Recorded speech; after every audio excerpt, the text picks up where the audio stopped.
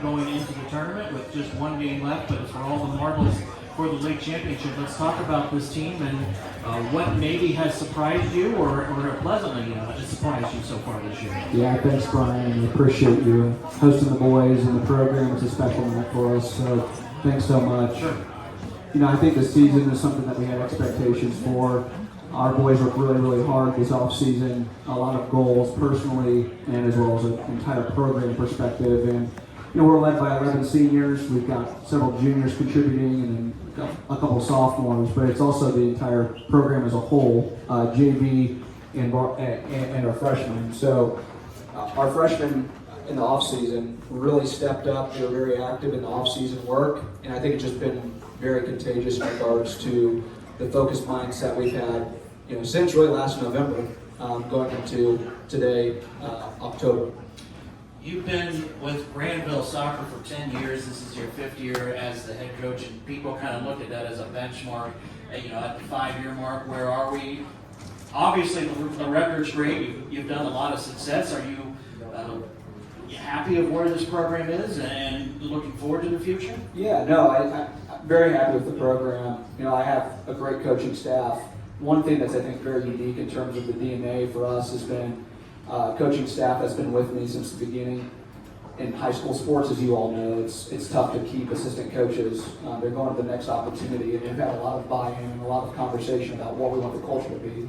But I also give all the credit to the kids and the fact that they've really bought into what we're trying to accomplish, unselfishness, and again, we stepped into a program that had just come off a district championship, and are fortunate to have one of those guys that are now on our staff, but continuing the tradition and legacy of Granville soccer. So, I jokingly tell folks all the time that I'm the head coach, but I just get to be the lead steward of where I'm at today. So, just a fun group.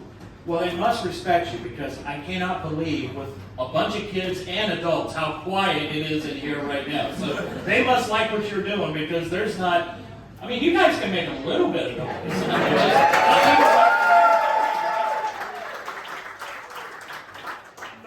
13-1-1. Looking at the last 3 matches, you beat DeSales, always a perennial power. You took care of Lippy Heights and you tied Bexley on Saturday. That's the one thing about this record. You haven't shied away from taking on anybody this season. No, and we rewind the clock to last November, and we've got a lot of feedback and exit interviews of our players and what they wanted, and they wanted a pretty bolstered schedule. Within our schedule as well, we scheduled some big Division I teams and the scrimmages and friendlies, and that was a great preparation for us. And I think that those are the dog days of August when you're really working through that.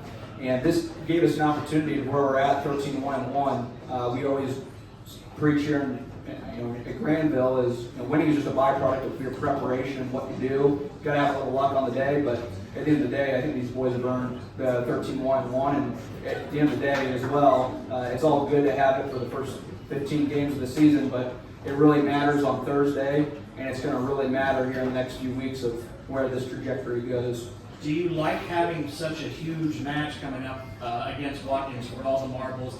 Because then there's a little bit of a layoff between that and when the tournament starts. So does that help maybe continue or carry that momentum over to what the season has been so far? Yeah, again, 10 years into this, I think it's always good to have a massive game at the end. It's a tradition for both the girls and boys teams. Watkins and Granville go back, at this point, decades in soccer. And so we've been fortunate enough to compete for LCL championships. They've been fortunate to compete for LCL championships.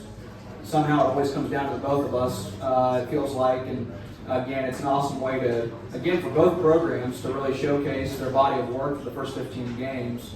The second part of your question, I always like having that long layover. It gives the boys an opportunity to refocus, again, from what they've done in the body of work from the regular season.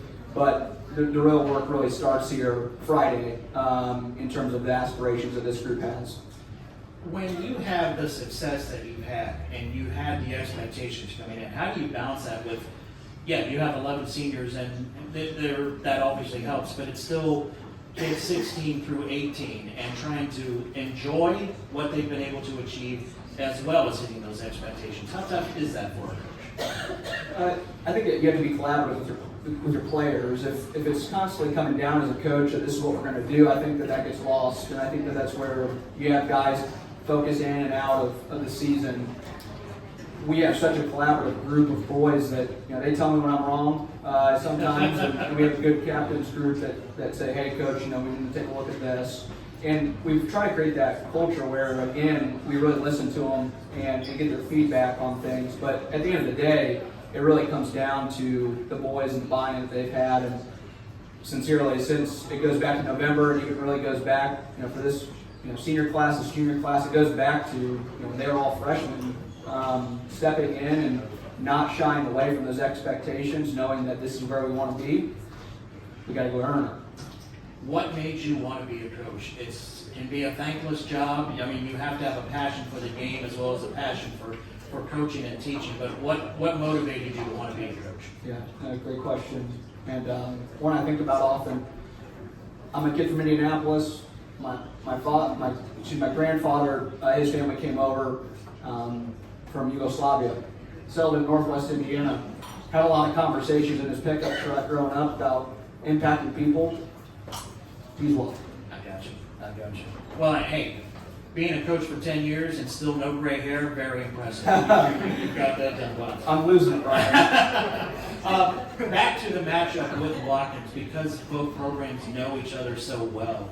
I always think that soccer is a chess game on the pitch. I mean, you really are making moves as you go, but I suppose there's no real surprises for this matchup. And what would be the 2 or 3 intangibles that we would look at for this match?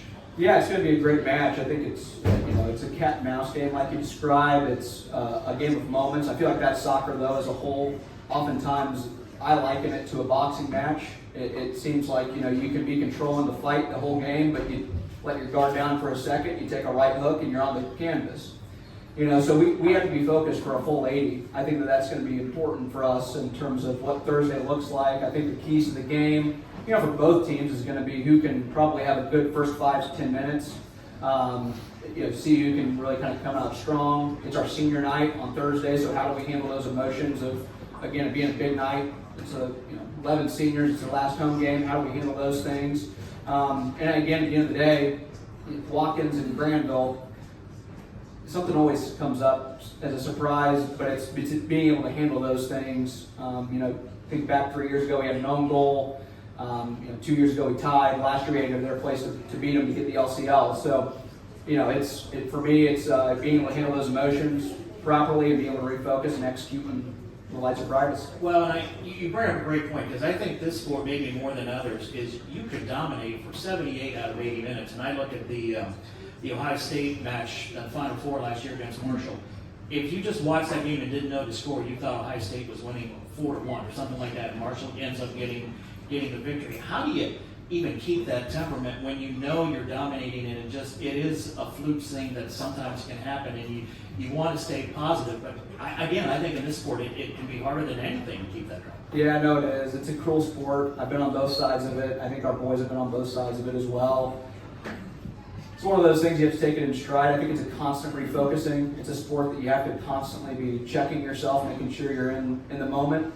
The moment your mind drifts, that's where you get into trouble. And so it's also understanding that you got to go to work and you got to keep falling back on your preparation. If you can do those things, then you got to let the results speak for themselves. But someday it's your day, and I've also been on it where the day should not have been our day, and somehow we came out on top. Has it surprised you, and I'm going to ask your players this too, the amount of coverage now that soccer has, the explosion? I mean, you turn on the TV during the weekend and it's soccer from across the country, or across the pond, I should say, over in Europe, and it's starting again. It kind of comes in waves here, I think, within the United States, but it really seems like a lot of folks in this country now are getting, looking at European soccer. I mean, we have 4 or 5 American owners now of European teams. Has it surprised you, the explosion that's taking place? Yeah, I'm not sure if I'm qualified to speak on the topics here, Brian, but I always jokingly tell people, friends who have kids getting into soccer, I said it's the perfect sport for planning. And the reason is baseball can take forever.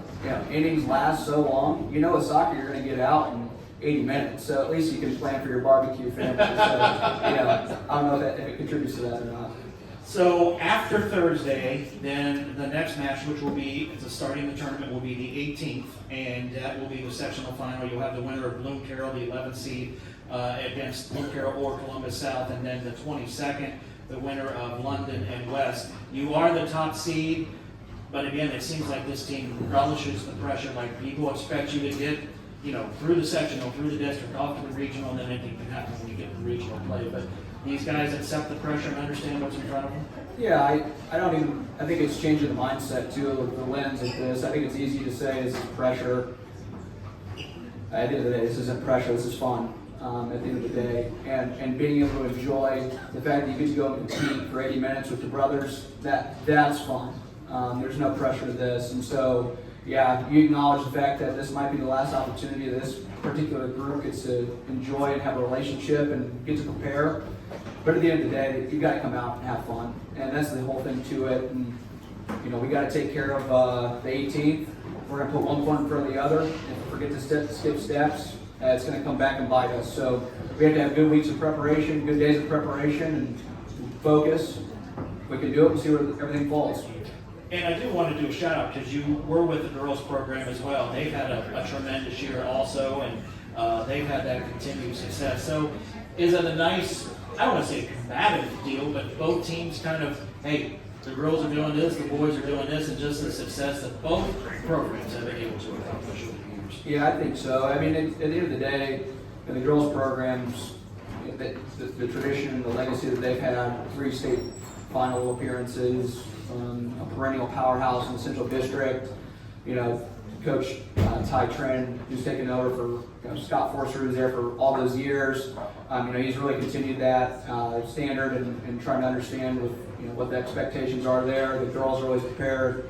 We as the boys, it's just something that we work as a collaborative perspective. And again, we have the opportunity for both programs to show out. And again, we have a great AD who supports us, and so yeah.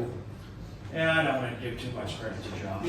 Come on. No, he's a great guy. Last question before I let you go, Coach. Well, you're going to stay with us with the players. But you mentioned the Central District. And again, there's sometimes this mentality, well, how good is Central Ohio with the rest of the state? But I think, again, with soccer, each level, second to none. I mean, what we have been able to see and how that has evolved here in Central Ohio, just great cheese stuff about it. Yeah, no, I agree. And just I think anything in life, things ebb and flow, and it feels like there's maybe 3 or 4 or 5 years where Cincinnati is really strong, Dayton is really strong, Cleveland, they have some excellent teams.